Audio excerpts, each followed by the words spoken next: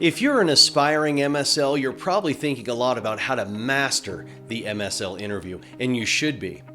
The biggest part of the interview is the presentation that you'll give during the final interview. Now, one way to really shine on this very important element of the evaluation process is to have a back pocket presentation.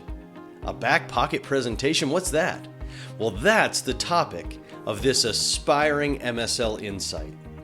My name's Michael Pietrack. I head up the medical affairs recruiting at Kaye Bassman International, and I'm also the host of the Pharmaverse Podcast. And the majority of MSLs I know have a back pocket presentation.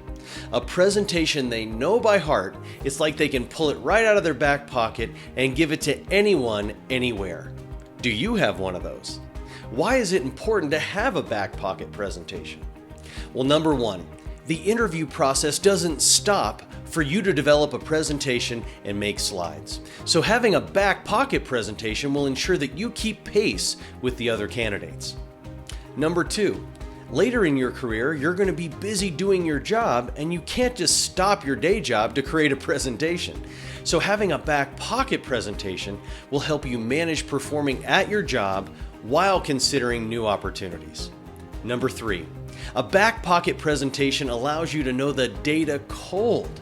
And because you know the topic so well and have researched it so heavily, you'll be able to present and answer questions with confidence. Now, it's true, some companies will provide the topic and the paper that you're going to present on, but that doesn't change the fact that you should still have a back pocket presentation because most of the time the companies will allow you to pick the topic. So choose your topic wisely.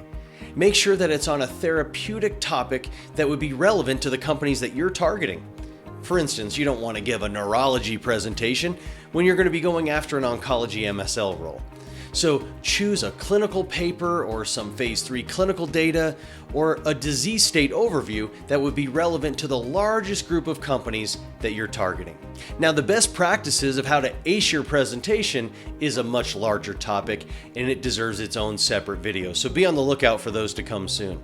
But I hope that this advice to have a back pocket presentation was helpful. If so, subscribe to the channel. Also, make sure to join our private LinkedIn group called KBIC Jobs Medical Affairs. Thanks.